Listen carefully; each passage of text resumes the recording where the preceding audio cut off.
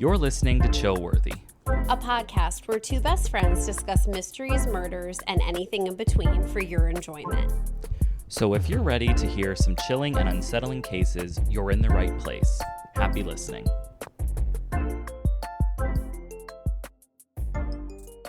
Hello, and welcome back to episode 21 of Chillworthy with Brent and Talia.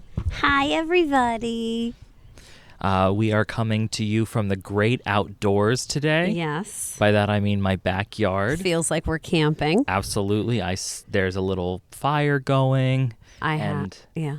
Talia's wrapped up. Oh, I am bundled. I have two sweatshirts on, my winter coat, my winter hat, my snow gloves. I have a blanket that I have not fully enveloped myself in yet, but I love it. I freaking love it. I want to do these outside the rest of the year, which it'll be 11 degrees eventually. I mean, it is. I like it out here. I really do. So how has your week been? Any interesting updates? It's been a very nice week. I'm loving the chilly weather. Right. I don't think I really have. I did have... No books? Yeah, I feel... So I'm still reading Tell the Wolves I'm Home that I talked about last time. Oh, yeah. And it's good, but it's a little slow going feel. Sad, but totally manageable. I was expecting it to be absolutely awful and heart-wrenching, and I do think we're going to get there, but... Here's hoping. Right, exactly. And then I did start Memoirs of an Imaginary Friend. Totally not your scene at all. But I know two people who have read it and loved it. It's definitely an endearing read, and I'm not at all far, at all. But it's not my favorite book. So I just feel, I don't feel like I'm in a slump. I just feel like I'm at a slow, mellow time. I'm not sure if I've ever asked this of you, certainly on the podcast or to you, but are you the type that even if you don't like a book, you feel like you have to finish it? 1,000%. Yes. I used to feel like that. You don't anymore? No. Yeah. Now, where do you draw the line though? How far in will you get before I don't know, you decide? man. Whenever I want. Gosh, you're kidding. Because I remember seeing somebody talk about, they were like, why waste your time and energy on something you're not enjoying just so that you can say you read it? The more I was thinking about that, I'm like, yeah, why? If you're not enjoying it, why are you forcing? It's not like it's homework, right? Why are you forcing yourself to continue on with a book that's not piquing your interest at all just to say that you've finished it? So, and it takes time away. I've gone with that and run with it. Yeah. Which is, I think, a good perspective. I mean, you're taking time away from reading something else that you could potentially love, enjoy more. I always think, though, the tide can turn. I've read books that I'm feeling just kind of blah about, and then I could get as far as 40, 50%, and then it really starts to shift, and then I'm like, oh my gosh, I wouldn't say I'm obsessed with it. It goes from blah to obsession. Or, Yeah. But at least a big enough improvement where it's oh, wow, you know what? I'm glad that I hung in there. So, and I just feel like it's disrespectful. Admirable. Thank you. No. No. Right. I feel like the only way it would be disrespectful if it was a friend that literally wrote the book. Right. And then you were like, you know what? I just can't do this. That would be probably not great. But right. So I know it's not going to do this, but I literally feel like it's going to snow. It just has, I feel that wetness in the air. It's so overcast. I just feel like it's a snowy day. It definitely has the feel of it. Yeah. I love it. I'd be game. Same. I mean, especially you. I mean, you are dressed for winter. I could literally make a snowman if I wanted. So we're going to have a little bit of background noise, everyone. Maybe you can't even hear it, to be honest, because we've said this before, and our listeners have reported they've heard nothing. Yeah, there were sirens and arrest happening. Right. So, I'm but exaggerating. we're just going to go with it because we're outdoors, and that's what happens outdoors. Authenticity. No, Right. No. Transparency. Thank you. That's the word I wanted. Authenticity. Okay, well, maybe we just, oddly enough, it's only been 5 minutes. Maybe we actually just jump into a case. Okay. People might be happy about that. Yeah, no nonsense. All right, so it is your turn to do a case. Tis. You are doing it old school I with am. papers in front of you. I am. I wasn't going to. Ashley was very gently nudging towards the computer and this and that and That's where my brain's going. and I knew you would. I knew you would say something. But I said to her, I like the paper. I like it. There's just something about it. I'm sure it'll bite me in the ass at some point and this is going to get away from me. I think more than just you. I'm sorry? I think it'll bite a lot of people. I mean, I'm kind of excited to burn that. Oh, fine. After. As I read. Absolutely. And Crumble I go it up through and my throw note. it. Hell Yep, yeah. I'll just hand it to you. Oh, I Just love put it a nice, right in. I love a nice burn. Now, I do have to share a note with you that I would like you to look at. Oh, okay. Not yet. All right. And then there is one thing that I tried to send, or that I should say that I tried to put in this note and it wouldn't work. It needs to play. It's not an actual video. It's sort of like an animation example, and it wouldn't work when I tried to do it. So Schoolhouse Rock. I don't even know what that means. So I'm going to give you my phone when that time comes for you to watch it through that. Yeah. I just sent it. And I am not to open it. You can. I would just, well, maybe not. Be cautious. Right. Yeah. Don't open it yet. All right. Oh, are you ready? Yeah, I'm ready. I'm ready. Sorry. On Thanksgiving Eve, which, let's talk about that quickly. Were you ever a Thanksgiving... We almost got off the runway. Almost. What was that now? You were ever a Thanksgiving Eve party goer? That's a big drinking day, which I did not know until college. I've gone out to one of the local bars. Yeah. When I was younger, but Right. it never was it only excited me just because people I knew were going to be there, but Exactly. not because I was oh, I'm going to get blasted. All right. So, Okay. All right. So this case, I just want to say, it's a mystery, but nobody dies. And people's well-being, I feel are thought of in this. So I feel I can get wild while I'm telling this story. I can all right. go a little nuts and it won't be disrespecting the deceased. Podcasters gone wild. All right. Okay, go for it. Okay.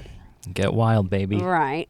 So on Thanksgiving Eve, November 24th, 1971, a man approached the counter for Northwest Orient Airlines, that's what it was called at the time, at Portland International Airport carrying a briefcase. He used cash to purchase his ticket. It was a one-way ticket on flight 305, which was going to land in Seattle-Tacoma International Airport, which I'm going to call SeaTac going forward. Okay. And the name he used to purchase his ticket was Dan Cooper.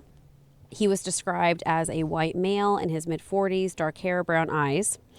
And he was wearing a dark business suit, back and forth on whether it was black or brown, but white shirt, thin black tie, had his black raincoat on, and brown shoes. A lot of black and brown mixing. But what date did you say this was? November 24th. No, I mean the year. Sorry. Oh, 1971. Okay, I feel that's, weren't the 70s when they were businessy, they kind of wore a lot of Business muted, casual. browns were big in the 70s, I feel. I still like brown. No, but I just, all right. Yeah, but yes, I agree with you. For the time, yes. He also had a brown paper bag with him. So he gets on the plane. A lunch bag. So he took his seat in the last row. It was 18E, and he ordered a bourbon and soda from one of the flight attendants, which sounds absolutely delicious to me. Not the soda part. I like my bourbon just nice and neat, or sometimes on the rocks, but definitely my favorite. And that's that. It sure is. Alrighty. So for this flight, there was a crew of 6. So the captain was William Scott. First officer was William Ratazik, which For some reason, that last name makes me think of like rat-a-tat-tat.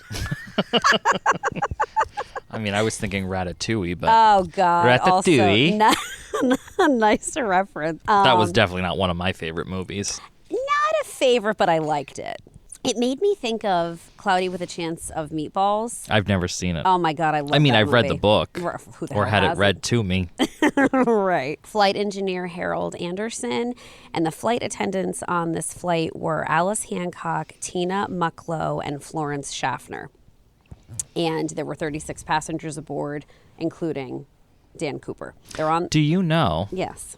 No, probably not. Well, maybe. I don't know. But I've heard that's why people refer to the, like when it's like a ship goes down or a plane goes down and they refer to it as like 36 souls on board, because souls refers to everyone on board, not just the crew, not just the passengers. Isn't that interesting? You don't understand. No, I don't. I mean, wouldn't we just say 36 people because we're including everybody? I guess, but I think what they're saying is like the universal word for literally everyone on board, instead of explaining it like that, is to say souls, because it's like it's not differentiating anybody. Because like you could say how many people went on that tour, and you'd say 5. And the tour guide. 2 you know or what I mean? 3. Right. Right. So if it's like how many souls were on that bus, you would say 6, and that means everybody. All inclusive. Right. Yes. I don't know. But anyway. That's nice. I could be wrong. It's I don't think I nice. am, though. So please continue. I snorted. Okay. So the flight leaves on schedule from Portland at 2:50 p.m. Shortly after takeoff, Cooper hands a note to Florence, one of the flight attendants. So like I said, he was sitting in the last row. She was sitting in the jump seat at the rear of the plane. So she was directly behind him Okay. in the seats. Yeah. Yeah. So she assumed it was him passing her a note like... Flirting. Exactly. Playing so footsie. So she had her purse right by her, which I think is strange that a flight attendant would have the purse right by her like that. But it was the 70s. Maybe things were different. Well, Yeah, maybe things were definitely different back then. More lax. Right. So she just dropped the note into her purse, didn't even look at it, like very dismissive. Hell yeah, I'll say. Damn. And he leaned like over to her and whispered, "Miss, you better look at that note. I have a bomb." So that really changed It's one the way to vibe. get her attention. Yeah, absolutely. So she calmly, gets it, retrieves it. And He said it very respectfully, I'll say, by saying miss. May I say, you'll hear throughout this whole story, he was a delightful man. He was so... He sounds very delightful. He was so polite and respectful and kind and considerate. He held some people up, literally and figuratively. Right. But he was He did it in a nice way. Yes, he was a gentleman. Okay, good. All right, so what he wrote was directly for her. I don't think it was something that he did ahead of time. Although at that time, flight attendants were always women, ? Oh my God, I don't know. Yeah, I feel like they would have been. So maybe he did it ahead of time. But he wrote in the note, "Miss, I have a bomb in my briefcase and I want you to sit by me." So she hands the note back to him. She does sit down and she asks him, like, "Shaw me."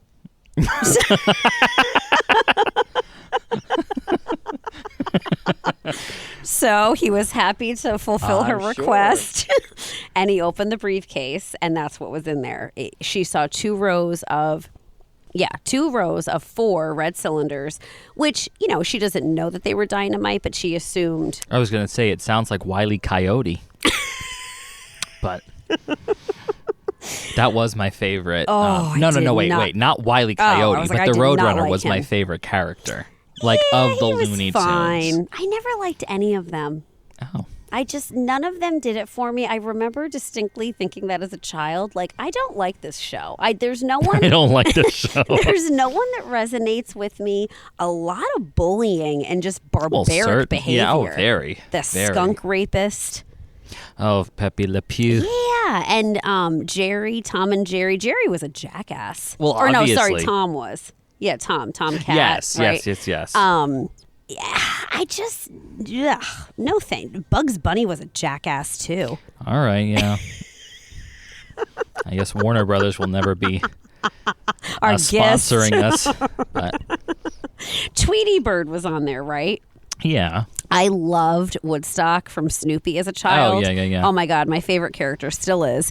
And so I remember like in my Looney Tunes inner turmoil of like, I just can't get into this show. I don't like anyone on it. I thought, well, Tweety Bird, maybe that's nice. Kind of similar to Woodstock. Not at all. Woodstock had class, man. Tweety Bird was another jackass. Well, I guess that's what we'll take away from this. All right. Anyway. Yes. Well, no, you have to agree though that the Roadrunner was not. He I was will give only you doing that. self-preservation. Did always. his best. Smart as hell. Absolutely. He was effing smart. Isn't it odd though when you think about it that both Disney and Warner Brothers both decided to make the duck the angry character. Daffy Duck was always angry. Donald Duck always angry. Why? Snarky. Yeah. Yeah. Is it that inner hatred of geese again? My mind went there, so I think you're onto something. Anyway. No one will ever confirm. That just made me think of something else. Oh, another jackass. That's what I was going to say. The Tasmanian Devil. And he had no impulse control. None. So slobbering everywhere. Or maybe that was Tweety. Making a mess. No, I think he would slobber. Yeah. Not my speed. No. So attached to the cylinders were wire and then a large cylindrical battery, which resembles a bomb, but who's to say? It actually was, in fact, something that was ready to go that he even planned to detonate. Right.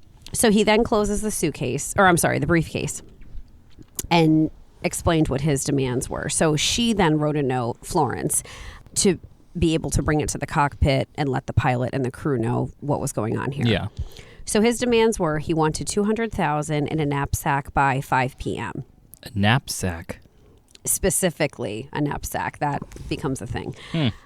So he wanted 2 front parachutes, 2 back parachutes, and he wanted the money in American currency. And they assumed that because he wanted 2 parachutes that he planned to take a hostage with him. That was the assumption that was made. That would be horrible. Totally. If you were picked as obviously, if you're talking about a parachute, I'm assuming somebody's getting off that plane. And could you imagine if you'd be like, I'm taking you. I want that little one over there, meaning you. That short, loud one, she's coming with me. But I'm telling you, he was nice. Okay. That short, pretty one, she's coming with me. You're like, sir, are you sure about that? So additional demands that he made, he said upon landing at SeaTac Airport, he wanted the fuel trucks to meet the plane and no passengers could come off during the refueling process. He wanted them to all stay in their seats. And then he wanted a different flight attendant, not Florence. I believe her name is Tina. He wanted Tina. Oh, and actually, could you open your note, please? I want to show you some things. Yeah, I was correct. It was Tina. So he wanted Tina to go get the money to bring to him. So the first picture is going to be the photograph that has been circulating as to what he looks like. There were a few sketches done, which I'll get to that too later on. Well, I see a sketch. Right, but there's I want to talk about multiple sketches that have been released. Okay, well, no, you said photograph. That was I'm circling. so sorry. I'm so sorry. Yes, I just wanted to make sure we're looking at the same thing. Sorry, right. Yeah. Now skip the next thing that I have there that's the bulletin and go down to the photograph of the pilots. Do you see it? Yeah. So that is, I forget now what I said their names were, but this was the crew that was on the plane for the second round of the trip, which I'll get to because they take off again. Okay. So he wanted Tina, one of the other flight attendants, to bring the money back on board. And he said that once he had the money in his hands, he would release the passengers. And then the last items that were brought to him were the parachutes. The other thing, too, can you imagine the passengers not knowing what the hell is going on, which I guess is typical for things to go awry with landing. You can't get off the plane yet, whatever. But they were all informed that their arrival, Their arrival in Seattle was delayed because of a minor Wow. mechanical difficulty. Mm-hmm. Yeah. So the president of Northwest Airlines at the time authorized payment of the ransom and instructed the crew to cooperate with him. Like, don't be a hero. Don't rattle him. So for 2 hours, this plane circled Puget Sound while they were trying to assemble everything that he wanted. So these passengers, thinking of how that was supposed to be a 30-minute flight. Meanwhile, they're circling for 2 hours.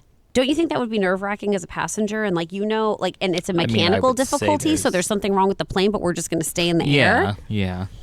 Okay, so during the flight from Portland to Seattle, Cooper demanded that Tina remain by his side at all times. She noticed, though, during this, that the comments he was making, he appeared very familiar with the terrain when he would look out the window of the plane. Okay. At one point, he said, that looks like Tacoma down there. Well, it sure was. I mean, good for him. Right. So he was told that these parachutes were coming from the McChord Air Force Base. And he commented oh, that's only a 20-minute drive from SeaTac, which was correct. He made that comment to the crew. And then they said, quote, he was not nervous about any of this. He seemed rather nice and was not cruel or nasty to any of us. I appreciate that. He was a gentleman. All right. So I guess this Tina, because of how he was acting, she was pretty comfortable and she could just shoot the shit with him and not be guarded. She asked him why he chose that airline to hijack. And he laughed. While you're here, while I have you. Right. His comment was, it's not because I have a grudge against your airlines. It's just because I have a grudge. And then said, this flight simply suited my needs. Well, happy to be here for you, sir. Jeez Louise. Good customer service. Right. So then he starts chatting with her, and he asked where she was from, and she said Pennsylvania originally, but that she was living in Minneapolis at that time. So he said Minnesota's a very nice part of the country. So this back and forth, give and take of conversation, she then asked him where he was from. And she said he got upset over that and was rattled. And Tina's pushed her boundaries. Exactly. And he would not answer her. He then asked if she smoked. She said she quit. He still offered her a cigarette and she still took it. So I mean, I'd probably take it too at that point. At that point, God, yes. All right. So the $200,000 in ransom, which, by the way, that would equal out to be $1.5 million today. Wow. It was received from Seattle First National Bank in a bag that weighed 19 pounds. The money was 10,000 unmarked $20 bills, most of which had serial numbers that began with L. And the FBI photographed it, before giving it to him. Mm-hmm. And then the Seattle police obtained the 2 front reserve parachutes from a local skydiving school, and then the 2 back main parachutes were from a local stunt pilot. Okay, so now it's 5:24. The pilot was informed the parachutes were delivered to SeaTac, and they told Cooper, we're actually going to be landing soon. Everything that you asked for is ready and waiting for us down there. So at 5:46, the plane landed at SeaTac. And they were all very I feel like Cooper just kind of became part of their crew. Obviously, they're very frightened over what he's threatening and what's going on here, but they asked his permission. Permission for what? If they could park the aircraft where he wanted it parked. Oh, okay. And the runway was partially lit, and he asked that it be away from the main terminal, which they obliged. And again, these passengers... Everyone's very cordial. Right, exactly. And these passengers had to have been where are we? Why are we parking here? Just baffling. So Cooper made a demand that only one representative of the airline could approach the plane with all of these things he wanted. The money, the parachutes, and the only entrance and exit would be through the aircraft's front door via the stairs that, come down. You know what I'm saying? The stairs, how they'll drop down. Oh, yes, yes. Okay. So the person that was designated to be the courier was Al Lee. He was a Northwest Seattle Prince Ali. operations manager, which they were concerned because of his uniform that Cooper was going to think that he was law enforcement. So they made him change into just street clothes. And that's what he wore to conduct this, I don't know, passing off of items. Right. So Tina, the flight attendant, she exited the aircraft through the front door. She retrieved the money. When she returned, she walked that bag right past the passengers down the little walkway and handed it right to... And even that, these people are sitting around watching this nonsense go on. This dude who's just sitting in the back as another passenger, we had to stop quick. None of you can get off. Here's your bag, sir. You know? I agree. I mean, I know you're very fixated on what the passengers are thinking. I agree with you. It would be very unusual to be a passenger on this plane. Yes. Okay. So he's got his stuff. He says now passengers can leave. So they're starting to disembark, get off the plane. Right. He starts inspecting his money. So Tina made a joke. Again, everyone is so effing chummy. Right. But all right. So she said she felt like there was some tension, like he's scrutinizing everything. So in an attempt to lighten the mood, she goes to him, "Hey, can I have some of that money?"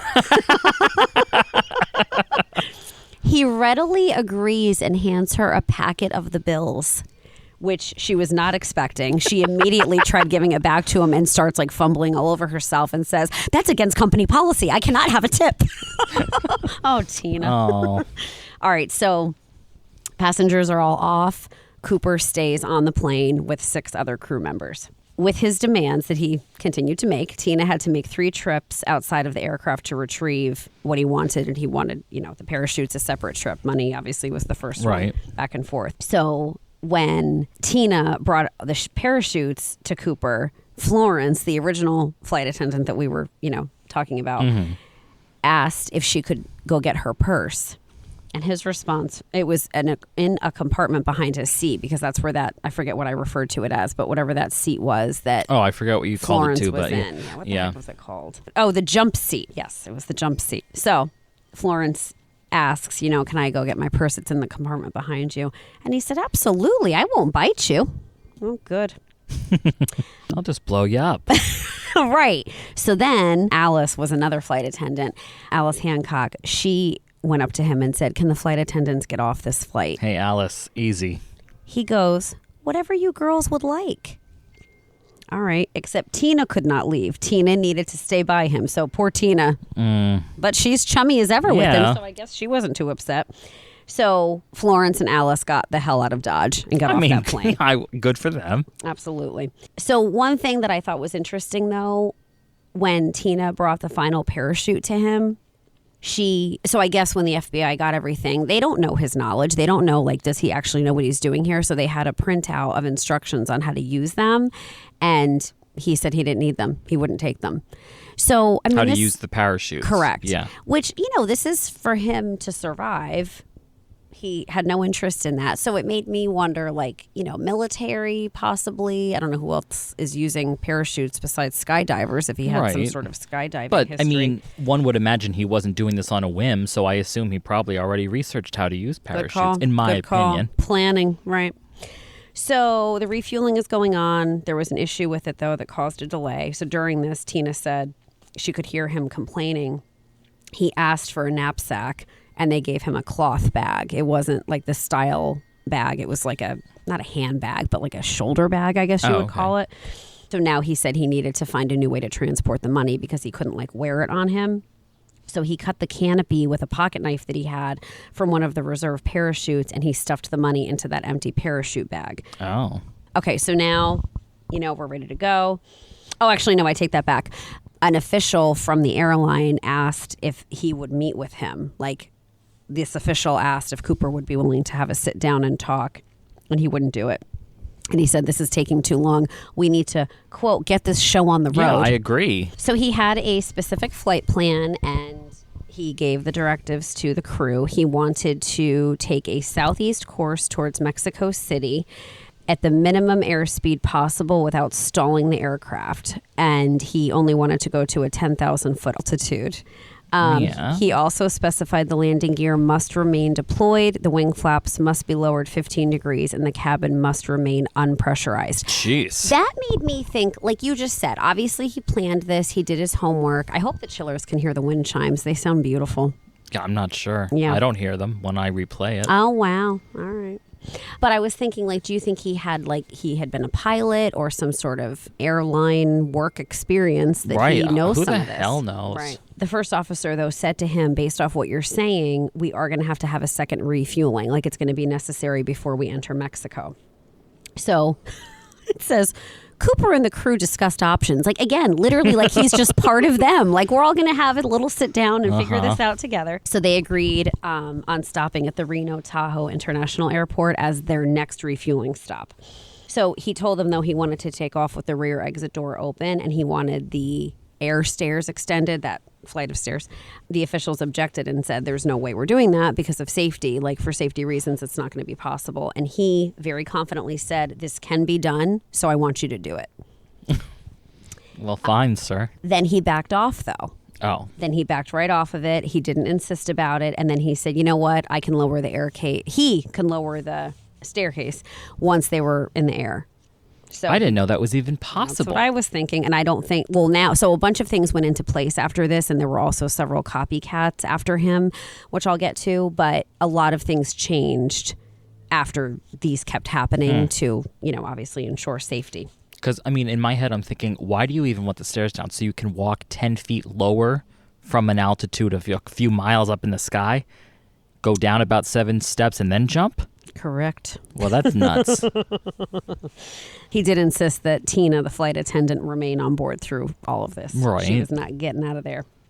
So around 7:40, plane takes off again with only Cooper, the pilot, the flight engineer, the co-pilot, and Tina, the flight attendant. After takeoff, he told Tina to lower the staircase.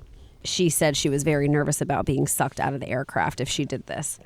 So, Again, teamwork, they're all working together, and they suggested she just go right into the cockpit and that she would be, safe in there. She was still very nervous about this, though, so she asked Cooper if he would cut some cord from one of the parachutes to create a safety line for her so she could, tie herself into the plane. And he said, just forget it, go into the cockpit. I will do all of this I'll myself. do it myself. Right, exactly. And God, I asked so little of you, Tina. Before she left, though, she begged him, please take the bomb with you. And he told her he would either disarm it before he left or he would take it with I him. thought you were going to say, please be careful. They all grew attached to him very quickly. Oh, my God. So as she walked to the cockpit, she turned to close the curtain, which he told her to specifically do. And she saw him standing in the aisle, and it looked like he was trying to tie the money bag around his waist. So from takeoff to when Tina entered the cockpit, 4 to 5 minutes had elapsed. So for the rest of the flight to Reno, she stayed in the cockpit, and she was the last person to see him. So at 8 p.m., a cockpit warning light flashed, and it indicated that the staircase had been deployed.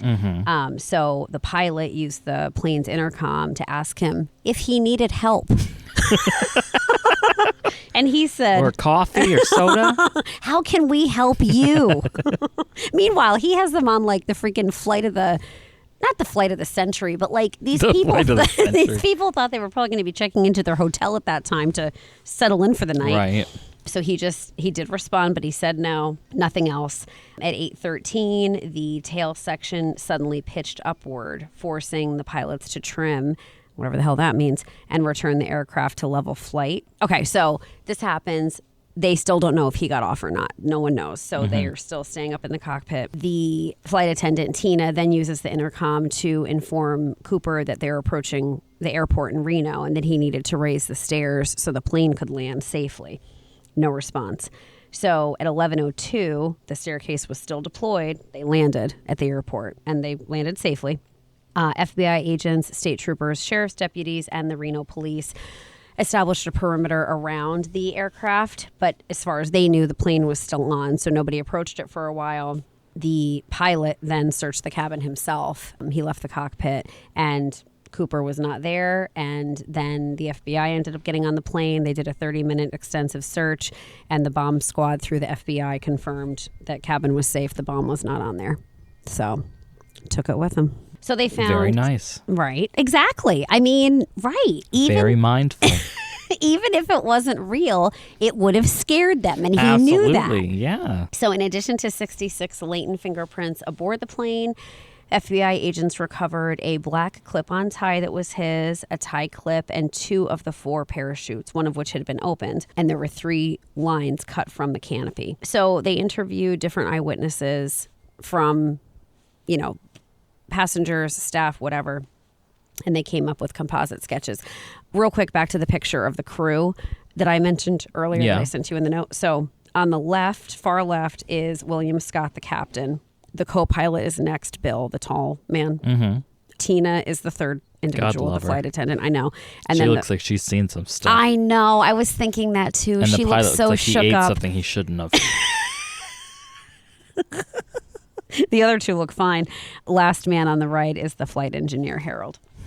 Okay. Okay, real quick, though, I just want to say, anyone who's maybe familiar with this case, it's not just, one, Dan Cooper, most likely not his name, but this case is also known as D.B. Cooper. The way that whole thing came about is that one of the reporters that was covering the case, his name is James Long, he was in a rush to meet his deadline, so he accidentally recorded the name as D.B. instead of Dan. So then other media sources kept repeating the error, not realizing that it was wrong. Mm-hmm. So that's how his pseudonym came about. Okay. I thought that was fascinating.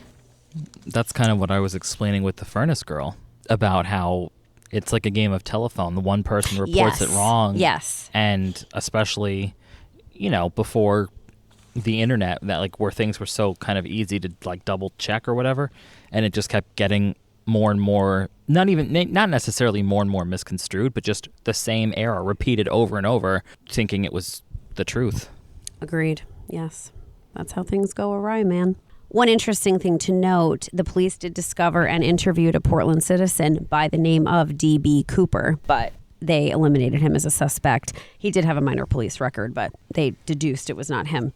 This is the animation I want to show you on my phone, though. It shows the air stairs deploying in flight and a man jumping off. Yes, okay, so we're back. I did look at the animation. A little fascinating. And yeah, so first off, I was picturing these stairs wrong. I was picturing the stairs that come out from the side. Like in an emergency, and I was like, how the hell would somebody fly a plane with that coming out of the side? Right. Okay. And second, now it makes a little more sense why he would want to walk down those steps to me, because I'm like, okay, you go down a little bit, you're in the back of the plane already. You're not going to get sucked into one of the whatever engines or anything. Like you don't have to jump. Like you're jumping into the stream of air instead of the side of the stream of air. Mm-hmm. So, okay. Yeah. So due to the number of variables, precisely defining the area to search of where he could be was very difficult. The jet's airspeed estimates varied. The environmental conditions along the flight path varied. There was limited visibility. There was cloud cover. There was a lack of ground lighting. And no one knew how long he remained in free fall before he even pulled the ripcord. Mm-hmm. So that made things tricky. So as they were initially trying to figure this out, they placed his landing zone within an area of the southernmost part of Mount St. Helens. That was a few miles southeast of Ariel, Washington, near Lake Merwin, which is an artificial lake that was formed by a dam. They concentrated on 2 counties in that area, and the FBI agents and the sheriff's deputies also checked a lot of the forested terrain on foot and by helicopter, and they did door-to-door searches of local farmhouses as well. And I was thinking just how he sounded to all of the crew on both flights. I feel like someone would have easily taken him in if he knocked on somebody's door, and who knows what he needed to even say. And I feel like they would have been happy to help him, I guess probably something like, "Miss, open the door, I have a bomb." The same way he started out with these people. Yeah, but he wasn't demanding money from these people. Like, now he had everything he wanted. He just didn't want to get caught. I feel like for how charming he was, he could have literally made anything up. I mean, the fact that he was potentially still tied to a parachute and then he has all this money. Cash. Who the hell knows? Okay. But he was freely giving it out, too. So well, all you had to do was ask. Right, I wouldn't necessarily be against it. This, I feel like, 2 things. So after the spring thaw in early 1972, a local electronic explorations company that was a marine salvage firm used a submarine to search Lake Merwin and didn't find anything. Then 2 women stumbled upon a skeleton in an abandoned structure in one of the 2 counties that I had mentioned, but it was later identified as the remains of a teenage girl who had been abducted and murdered several weeks before. Jeez. So the extensive searching that they were doing and the recovery operation uncovered really nothing. So it just really didn't lead them anywhere. So there ended up being, they're searching for the ransom money then. A month after the hijacking, the FBI distributed lists of the ransom serial numbers. Hell yeah. To financial institutions, casinos, racetracks, Okay. and businesses with routine transactions involving large amounts of cash. Nothing. They had offered a reward. Actually, the airline offered a reward.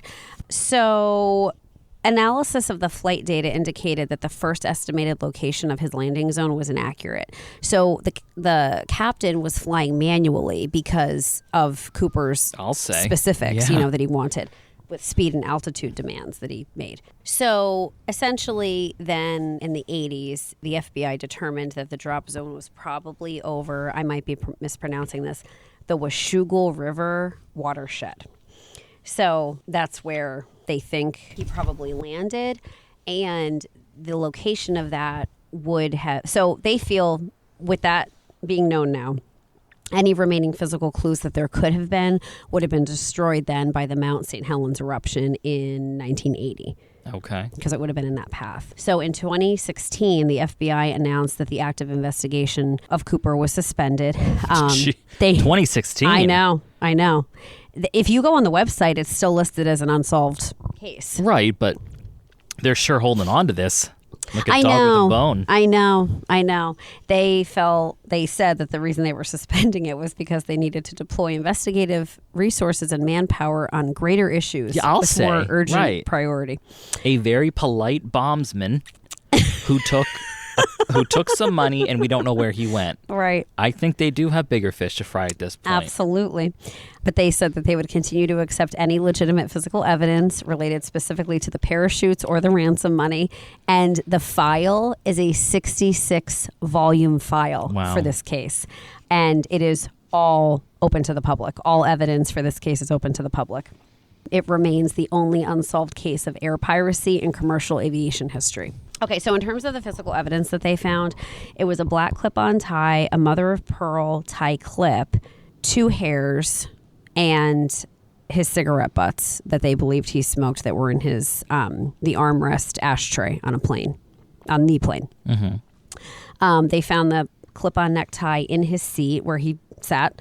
Attached was the gold tie clip, and the FBI determined that this particular tie he had on was sold exclusively at JCPenney's and that it had been discontinued in 1968. So by late 2007, 36 years after, they tried to build a partial DNA profile from samples found on the tie. So they had 2 small samples and 1 large sample from the tie, but they felt that it was difficult to draw firm conclusions from any of these samples. That was completely inconclusive. So the 2 hair samples that were found in his seat, one was a single strand of limb hair. Gag me. I've never heard that before. Foul and gross. God, I hate hair. I hate it. And just it described that way is gross. You know what's odd? I think it was on Seinfeld. He was doing, like in the beginning of the show when he does the stand-up, he was talking, I think it was him. He was talking about how he's like, isn't it funny how hair connected to a person is very luxurious, right? People will be like, oh my God, look how beautiful your hair is. Or, if it was like maybe it was like friends or a couple and they're like, oh my, like your hair is so soft and, whatever. And he's like, but then, as soon as that hair detaches from a body, it becomes one of the most disgusting things a person's ever seen. Absolutely. I could not agree more with that. I think hair is disgusting, including my own. If I find my hair around, also gag me. Hate it. So then the other piece was a single strand of brown Caucasian head hair that was on the headrest. But makes sense. These samples lacked enough unique microscopic characteristics to be useful. So now we're in 2002, and the FBI discovered that the hair samples had been lost. Oh. Which there is a little bit of this going on where like these convenient things have happened. I feel like I don't necessarily think they're trying. It's raining. Is it? I don't see any drips. I hear rain. So it appears to be an extremely light drizzle, so we're just going to keep going until we can't. So anyway, go ahead. The FBI lost I'm samples. on the cigarette butts now. Fine. So they found 8 Raleigh filter-tipped cigarette butts. They were unable to find fingerprints on them. Then in 1998, the FBI sought to extract DNA from them and discovered that the butts had been destroyed while in the custody of the Las Vegas field office. How is all this stuff getting lost and destroyed? Always. So now we're in 1980. An 8-year-old, Brian Ingram, he was vacationing with his family on the Columbia River, and he uncovered 3 packets of the ransom cash. Yes, isn't that You knew about interesting? this. I remembered that. Yeah. From, like I said, I didn't have nearly the amount of detail you've given in this story, but I have heard of it, and I clearly remember a child coming across money. Well, and 9 years after the fact, it was still bundled. They had been disintegrating due to exposure with the elements. Actually, look at the note that I sent you, and I sent you a picture of a portion of the discovery of the money that you'll see. And I mean, it's completely falling apart. Does not look good. But the FBI confirmed that the money. Well, that's a bummer. Yeah. If you were to come across that, and then you'd be like, oh. Damn. Well, there is still something for little Brian, which we'll good. get to, yes. So FBI confirmed that it was indeed a portion of the ransom that Cooper got. There were 2 packets of $120 bills each and a third packet of 90, all arranged in the same order that was given to him. So again, 9 years after the fact, and it's still kind of exactly as it had been, It makes me think no one was fiddling about with it. I'll say. Right. In 1986, the recovered bills were divided equally between little Brian Ingram's family. Very nice. Yes. And the Northwest Airlines insurer, Royal Globe Insurance. And the FBI retained 14 examples of the money as evidence. Right. In 2008, little Brian Ingram, who was no longer little Brian Ingram, that was 18-ish years after the fact? I guess. Yeah. He sold 15 of the bills at an auction for $37,000, which is equivalent to $52,000 in 2023. And I just want to say, I think it's very nice that they let him keep it. I was not expecting you to say that. Yeah, that was pretty shocking. Very generous of them. Right. Everyone is very cordial throughout this story.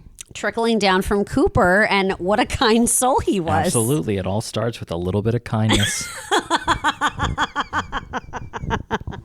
One last thing I want to say about this, the Columbia River ransom money that little Brian found as a kid remains the only confirmed physical evidence from the hijacking found outside of the aircraft. Wow. Everything else, was inside. Okay. So regarding the sketches that I sent you the pictures of, if you could look at them. So they were done 3 times. The first sketch was officially titled Composite A.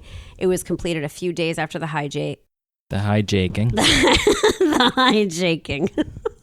And was released on November 28th, 1971. It was jokingly known as Bing Crosby. It was not an accurate likeness. Chestnuts roasting on an open fire. I think I know the answer to this. Okay. You do not like White Christmas, I thought you were going to say you do have a Christmas album out. No, I've never even seen it. Well, I love it. And it is a childhood movie. I used to watch it with my grandmother. I was obsessed with it. There's so much dancing, obviously singing as well, but I wasn't really taken by that. But the dancing, oh my gosh, I used to imitate it as a kid and twirl around the living room, and I was obsessed. I still am obsessed with it. I don't twirl around the living room anymore, but it's delightful. I don't think you'd like it, but no, I don't think I would either. Delightful. So this first sketch, they did not feel was actually an accurate likeness of Cooper. Witnesses said that the narrow face did not resemble him accurately. It did not capture his disinterested, quote, let's get this over with look. The flight attendant, Florence, repeatedly told the FBI that the first sketch just did not look like him at all. Are you looking at it? I'm looking at it. So second one now, Composite B. That was intended to depict more accurately his age, skin tone. I mean, his forehead certainly got bigger. I'll tell you that. Wow. And face shape. Wowie, wow. Yeah, it's like a funnel. But then people were critical of it, saying that Composite B looked too angry. nasty. Wow. Someone referred to it as he looked like a hoodlum. And Well, he did hold up an entire plane. I mean, but another witness said, but he was much more refined in his appearance. I see. Yes. So January 2nd, 1973, the FBI finalized their revision of Composite B, which was the third sketch. One of the flight attendants said that that was a very close resemblance to him and that he would have been easily recognizable from this last sketch. So the third one is apparently the most accurate. Mm-hmm. Okay. Well, I mean, I will say I think that all three of the sets look fairly similar. I mean, I wouldn't say it's like, 1 and 2 are okay and then 3 is crazy recognizable, but whatever. I know. I think the first definitely looks the worst and just, I'm acting like I know what this man actually looks like. But second and third definitely look similar. I mean, I imagine him that he was like a dapper gentleman. Yeah. Who knows? We'll never know. No, we won't. No. So the FBI has maintained that they never believed he survived this jump. Mm-hmm. They felt that he lacked the necessary skydiving knowledge. A direct quote from one of the FBI agents was, "We originally thought Cooper was an experienced jumper, perhaps even a paratrooper. We concluded after a few years this was simply not true. No experienced parachutist would have jumped in the pitch black night, in the rain, with 172 mile per hour wind in his face, wearing loafers and a trench coat. It was simply too risky." Now, the skydiving instructor who supplied the parachutes testified that Cooper would not have needed extensive experience to survive the jump. And, quote, anyone who had 6 or 7 practice jumps could have accomplished this. He also, though, said the fact that Cooper did this at night drastically increased the risk of injury. He also didn't have jump boots on. So because of that, Cooper... I mean, how would you even know if the ground was approaching? Exactly.